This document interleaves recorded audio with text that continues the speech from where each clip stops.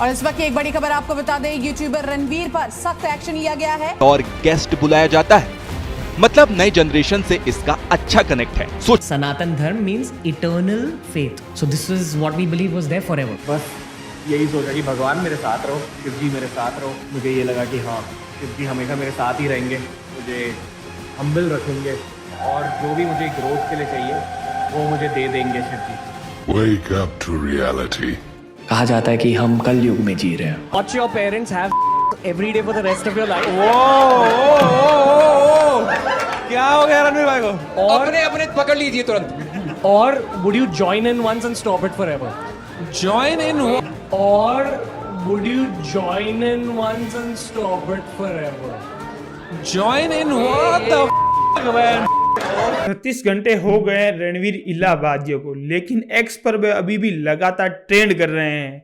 कारण आप सब लोगों को पता ही चल गया होगा, आप सब लोगों के फीड में भी आ चुका होगा। लेकिन बात सिर्फ रणवीर इलाहाबादिया तक ही सीमित नहीं रही, कॉमेडियन समय रैना और अपूजा मखेजा को भी अपनी चपेट में ले लिया। इंटरनेट बॉयकॉट से शुरू हुई यह बात, अब ये पूरी बात संसद तक भी पहुंच चुकी है। बड़े बड़े सेलिब्रिटीज इनके साथ अपने शो को कैंसिल कर रहे हैं और देश के कई राज्यों के अंदर पुलिस ने इनके खिलाफ कंप्लेन भी दर्ज की है। दूसरे इन्फ्लुएंसर और कॉमेडियन इनको अपनी मर्यादा को समझा रहे हैं और लोग रणवीर इलाहाबादिया को जल्द से जल्द गिरफ्तार करने की मांग कर रहे हैं। इन सब के बीच 10 फरवरी रात के करीब 7:45 पर असम के मुख्यमंत्री हेमंत विश्वा शर्मा ने एक पोस्ट को शेयर किया। गुवाहाटी पुलिस ने इन यूट्यूबर के खिलाफ FIR दर्ज की है। इनका नाम है आशीष चंचलानी, जसप्रीत सिंह, अपूर्णा मखेजा, रणवीर इलाहाबादिया और समय रैना। इंडिया गोट लेटेंट के अंदर अश्लीलता को बढ़ावा देना और अश्लीलता की बातों के ऊपर चर्चा करना और उन सब लोगों में शामिल होना, उनके भी ऊपर FIR दर्ज की गई है। गुवाहाटी क्राइम ब्रांच ने भारतीय संहिता की धारा 79, 95, 294, 296 के साथ IT एक्ट 2000 के अंतर्गत धारा 47 सिग्नोगेंट ऑफ द महिला 1986 की धारा 46 के तहत कार्रवाई की जाएगी। और काफी बड़े बड़े सेलिब्रिटी रणवीर सिंह के इस फूड कमेंट को लेकर बहुत सारे लोगों ने इसका रिएक्शन दे रहे हैं। सिंगर बी प्रैंक ने रणवीर इलाहाबादिया के शो को ही कैंसिल कर दिया। वे अभी हाल ही के अंदर कुछ दिन पहले ही उसके शो के अंदर जाने वाले थे। वीडियो शेयर कर उन्होंने ये बात बोली है कि मैं अभी कुछ दिन पहले ही बियर बाइसेप के शो के अंदर जाने वाला था। आप सब लोगों को तो पता ही होगा कि ये कितनी खराब सोच वाले हैं और समय रैना के शो के अंदर कैसे शब्दों का प्रयोग किया जाता है। ये हमारी भारतीय संस्कृति तो नहीं है। आप अपने पेरेंट्स की कौन सी बात कर रहे हैं, ये तो कोई कॉमेडी नहीं है।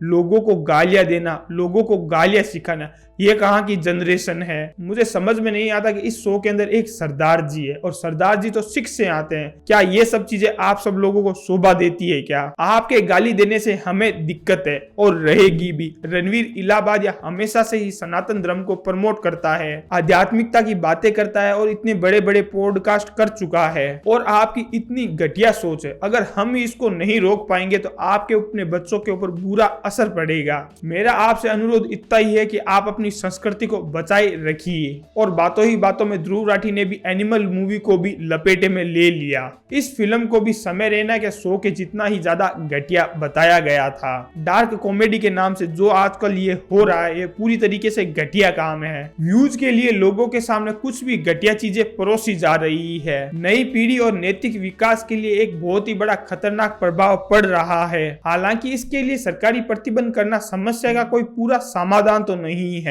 क्योंकि इससे कठोर सेंसर व्यवस्था लागू हो सकती है। हमें लोगों के लिए बढ़िया कंटेंट बनाने के लिए लोगों पर दबाव बनाना चाहिए। इंडिया गोट लेटेंट समाज के रूप से नैतिक पतन के रूप से एनिमल जैसी मूवियों के ऊपर असर डालता है। रणवीर इलाहाबादिया पेरेंट्स के रूप में इंटिमिडेट होने के ऊपर काफी घटिया बातें करते हैं। जैसे ही सोशल मीडिया पर आई तो बवाल मच गया। उसने माफी भी मांगी पर लोगों के ऊपर कोई असर भी नहीं पड़ा था। Obviously, this is not how I wish to use it.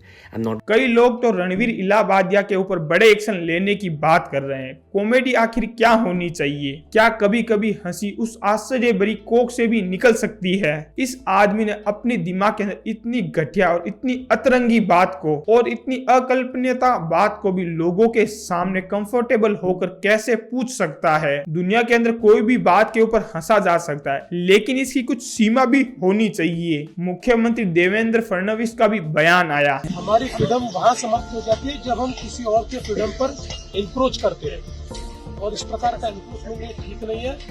मुझे ऐसा लगता है कि अभिव्यक्ति इसकी भी कोई मर्यादाएं है।